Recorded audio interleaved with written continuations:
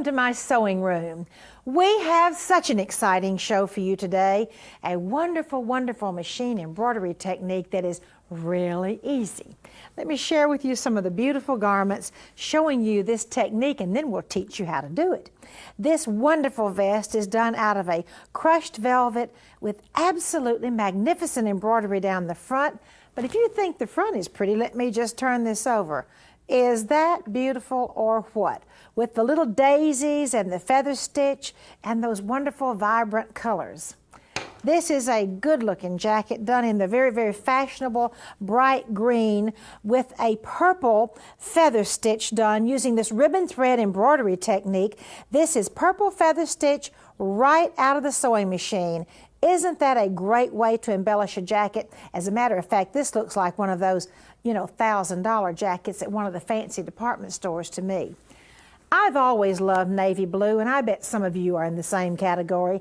This navy blue wool makes a perfectly beautiful backdrop for this ribbon embroidery technique, and has some other embellishments with a metallic thread, which is quite beautiful. Once again, I'm going to turn it over and let you see the magnificent work on the back of this jacket. With the ribbon thread embroidery and some metallic thread and metallic ribbon embroidery, I'm telling you, that is a beautiful jacket. This jacket is the vest is a more traditional ecru and white with some other beautiful techniques. Once again, right here, you can see the ribbon thread embroidery. This last kind of an overblouse, it really isn't a vest, is absolutely gorgeous using the ribbon thread technique and some ribbon thread done in metallic, some orange and green. This looks like a nice outfit for fall, does it not? I'm so pleased to have with me today my friend Jane Burback from Elna, who is going to teach you how to do this beautiful type of easy machine embroidery.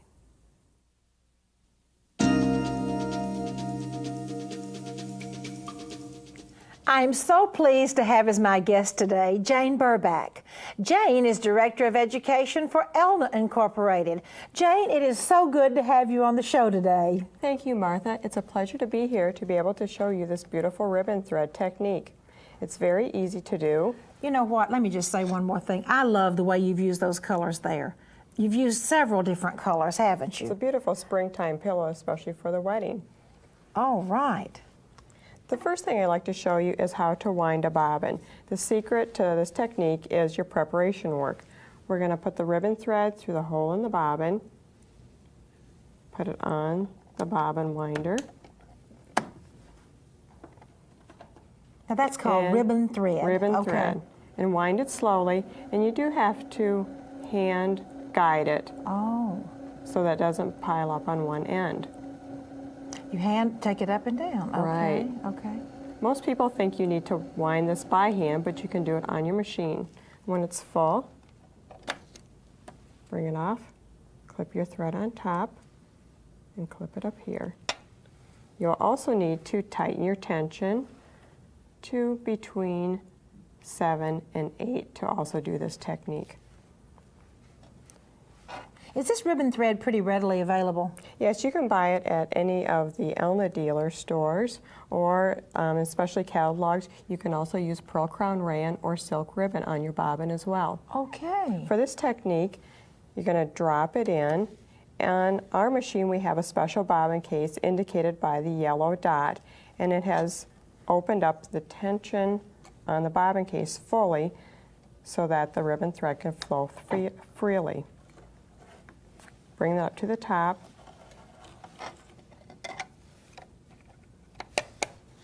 And you're going to be choosing an open stitch, like a straight stitch on a longer stitch length. We'll increase our stitch length to 5.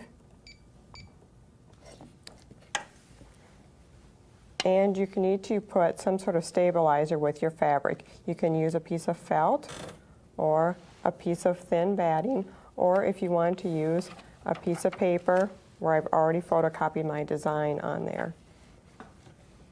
Now with this technique, you can draw your design on your stabilizer, and you're going to put the right side of the fabric next to the feed dogs. So the design will be coming off of the bobbin. Correct. Then. Okay. Let's do a straight stitch.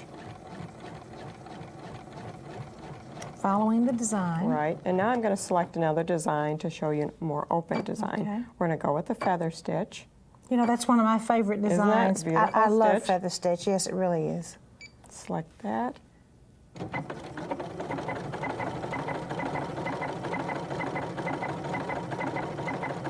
Now, did you say that's a felt you're using as a stabilizer? Yes, is it a tearaway, or it will be in? It will yes, stay in there. especially for your home deck products, you want to have a little extra batting in there. And that's going to stay in. Yes. Well, that's a very good idea. Now I'm going to show you how to do the little buds that we had on the pillow. We'll select that stitch. That's interesting. They're going to be done from the wrong side too. Okay.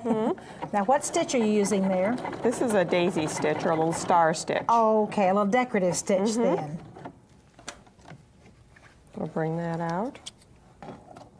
And you can see again, it just looks like your regular straight stitch or feather stitch on the wrong side, but you flip it over and look what you have on the right side. Oh, Jane, that is so Isn't that beautiful? Oh, it really is beautiful. And you know, that is the ribbon thread, but you could use the silk ribbon also. Right.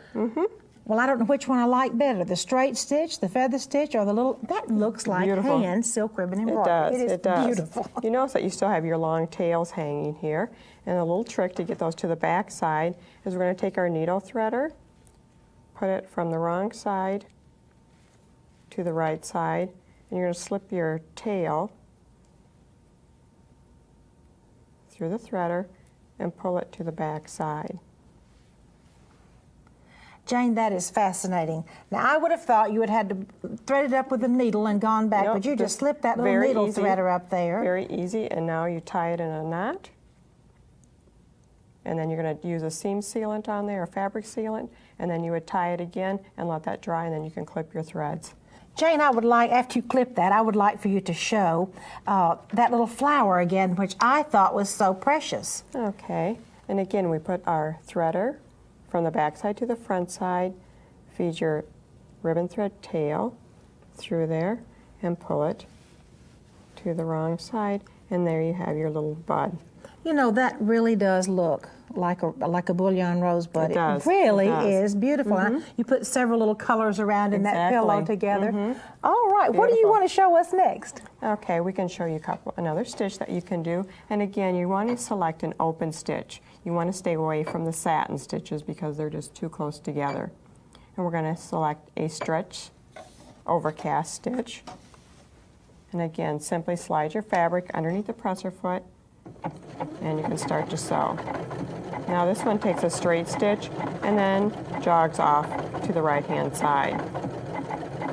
It almost looks like it'd be pretty for a leaf stitch, doesn't it? Something else that you can do with this and to make a wider design is you can put your needle into the fabric and then pivot. And now you're going to come back on the other Oh my goodness, side. okay, you're going back. So it makes it twice the width. And again, that creates a very interesting look. And this is a technique that it looks like you've spent many, many hours doing this by hand. And again, we'll bring it Can't out. wait to see that. Oh my goodness. Oh, See how that nice and wide that is? beautiful. Well, I just love everything you've shown me so far. It's very easy to do.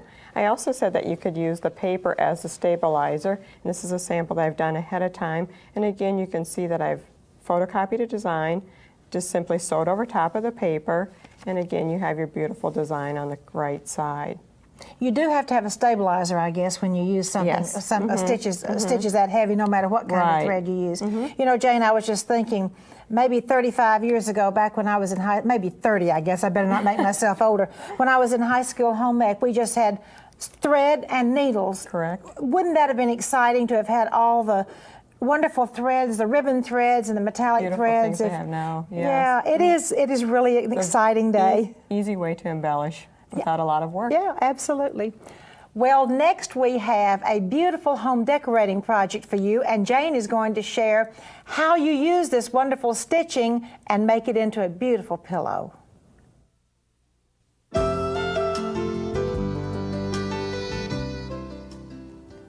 And now Jane has made the most beautiful pillow for you using that beautiful ribbon thread technique. Jane, tell us about this gorgeous pillow. This pillow is done with the ribbon thread technique by using the feather stitch to make the swirl design, and I put a little extra work into it by decorating the back side, where I've used the straight stitch to make our diamond shape, and I've used the little daisy stitch to create our little rosebuds. And I like the fact that the pillow is reversible. It's white Yes. on one side and blue on the other. That way, when you want to change seasons in your home, you just flip it over. I love it. I'm going to show you how to make the flange on the pillow. You can make your pillow any size, and what you want to do is draw your square, whatever size pillow you would like to make. If you're going to be using an actual pillow form, you want to add an extra ½ inch. For example, if you use a 10-inch pillow, you want to make your square 10½ inches. And then you add 2½ inches on either side for your flange, and you'll be using a 1/4 inch seam allowance. So I've drawn my square on there, and then I've taken a green thread and basted around my square so I know where to lay my batting. I put that on the wrong side, and then I've taken another color of thread, and from the top side I've used the pink thread to baste my batting onto my pillow. And now I'm ready to do my ribbon thread technique. So I've gone ahead and done that inside the square. If you would like, you can also trail that onto the flange as well. And you use 2 different colors there, which that makes it really pretty also. And you can do any type of design. Oh, absolutely. And again, because the technique is you do the drawing of your design on the wrong side, if you make a mistake in your drawing, it doesn't matter because no one sees that. I love it. That's the kind of activity I like, one that doesn't matter. That's when I right. make a big boo-boo, okay? No one can see it. Now you're going to put your right side of your pillow to the backing, pin that around, and you're going to again sew a 1/4 inch from the edge all the way around except for your opening at the top. Okay. So you're going to do that, and once you've completed that, you're going to press your seam open and clip your corners, and now we can pull this right side out.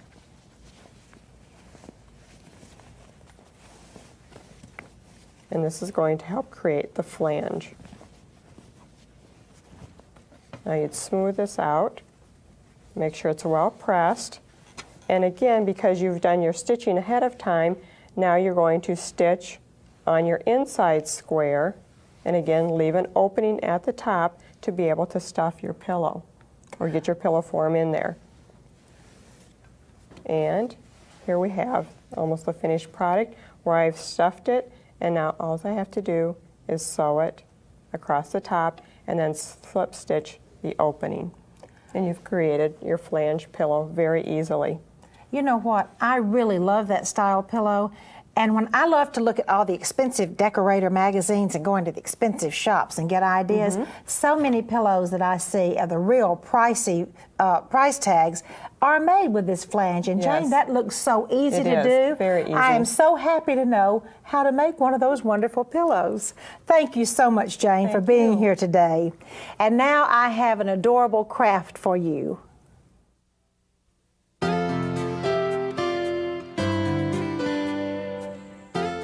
I love decoupage, and I have a whole new idea for you on how to decoupage and where to use it.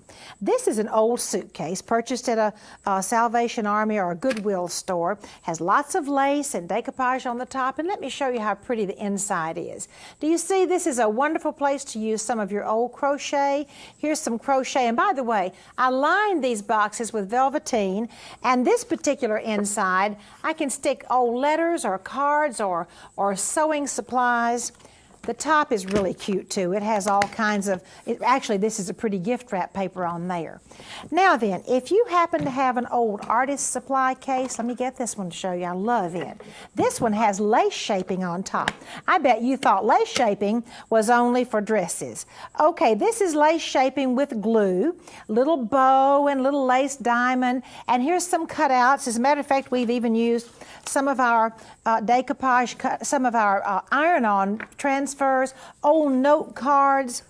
And once again, this one has a beautiful inside finished with cranberry fabric and some beautiful pieces of lace. And you see it's really nice to store things. Now you might just have a lot of silk ribbon at your house or other sewing supplies, and I do have an idea for you here. This is another suitcase. Let me show you how pretty the inside is on this one. I took cardboard boxes, made little slits in them, and now I have a wonderful place to store silk ribbon, other supplies, other ribbon. Here's my chart on the silk ribbon colors. You see, you can do all kinds of projects with this particular decoupage. Just gather your goodies together, whatever it is that you're going to put on your projects, handkerchief, laces, wrapping paper, whatever. Let me turn it around so you can kind of see how cute that is. You glue it all down. I almost dropped it. You glue it all down, and then you use a decoupage product, and actually they're all different brands. It doesn't matter what brand you use. And then you just simply paint 1 or 2 coats of the decoupage on top of that, and then maybe even do a second coat. Now I have a really pretty angel quilt square for you.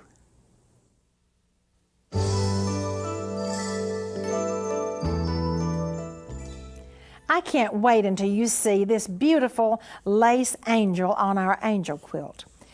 The technique that I'm going to share with you today is that we make this whole lace part of the angel, the part that comes all the way down here with the lace-shaped wings, and then of course I'll applique her head on later, but I'm talking about the lace shaping part. We make this lace-shaped angel on netting. Then we do all of our sewing, and then we bring the netting angel over to attach it to the quilt. Let me just share with you a little bit about what kind of lace we used and how we shaped it. The angel template is drawn, and do you see here's a piece of netting right on top of it. We're going to do our sewing on the netting, not over the template, but on the netting. Now then, this lace has been shaped into an oval. That's part of the wings. You notice I put the pins on the outside part of the lace. Now I have a little lace trouble here that's sticking up. That's not what I wanted to do. This, by the way, is Battenberg lace tape. It is not traditional French lace. All right, Battenberg lace tape also has a pull thread. So I pulled the pull cord in it, and if you'll watch right in here, I'm going to show you the magic. And wouldn't you believe that it broke? No, I'm going to find another one. That's exactly what you have to do. When one of these threads breaks, you just have to go in there and find another one. So I'll take my pin. Might as well show you how to do this because it might break on you too. I'm going to come in here and pull that cord. Get a pin. There you go. You see that pull cord pulled up. I'm going to pull the cord, and do you see how pretty it lays down? It just lays down flat all the way around. I may need to pull this other side also. Now let me take some more of this Battenberg tape and kind of refresh your memory. I'll get a few pins out here so you can see too, about how you shape lace into a curve. I put the pins on the outside of the curve. I'm going around this next angel wing now. And you really need skinny lace. If you're going around a really tight curve the way I'm doing here, you really do need skinny lace, but see, it just shapes perfectly, and I put the pins on the outside. I'll come around, matter of fact, I'll need to move that pin. I'll come around and shape it on the outside, and then I'll get the pull cord and pull it, and that lace part of the wing will be shaped also. Now let me share with you what I did over here. I take the netting then and go to the sewing machine and zigzag all the way around each one of the inside netting pieces. On the outside, I straight stitched to the netting, and then I cut away the excess netting. So you see, I just have my little angel. Then I take my whole angel that all of this lace has been stitched down to over to my quilt and zigzag it down to my quilt square. And next, I have a beautiful doll dress for you.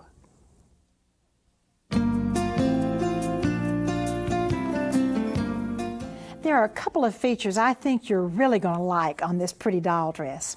Once again, the doll dress for the series is a pinafore. This little pinafore is organdy. It has pintucks that run up and down the bodice and this pretty little decorative stitch done in ecru thread. Now let me move her arm over a little bit here. I want to show you the pintucks that run down the skirt. Here is a pintuck. And here is a pintuck over here. You see it almost makes panels out of the skirt. It gives that look anyway. Now there are 3 pintucks right here, and then that pretty machine embroidered scallop stitch, and then the bottom of this skirt has the prettiest little scalloped edge. I love it, and it's easy to do. I'm going to show you how to make the little scallop skirt. First of all, you draw off your design on your organdy, which is what I've done here, and these little lines right here are going to be the pintucks that divide the skirt up into sections or gores, and here are the decorative pintucks, and here is the scalloped bottom. Here I have put the pintucks in, which they're so easy to use when you use a 1.6 or a 2.0 double needle. And I have gathered the lace, and I'm going to go back. Oh, now remember, I have not cut away the bottom of this skirt. See, it's still just a straight bottom. Okay, I've gathered the lace, put it down on top of the organdy. I will take it over to the sewing machine and zigzag it or wing needle entredo it right along the top, attaching the gathered lace to the skirt. Now then, after I do the zigzagging or wing needle entredoing across there, then I will, see the lace is all attached, I will go back in and do my fancy machine embroidery stitch, and then this is how it becomes a scalloped or a scalloped skirt. Now, why do I say scalloped or scalloped? It depends on what part of the country you're from as to whether you say scalloped or scalloped, and both are correct. Now, here we go. Let me hold up the little skirt. At that point, I will then come along and trim away the organdy. Just come along here and trim it. Don't cut your lace. Try not to anyway, and just zigzag it to fix it. If you do, nobody will ever see it. So I'll come along here and trim away the organdy, and then I have a beautiful scallop skirt, and that's the easy way to make a scallop skirt. Won't you come along with me to my attic?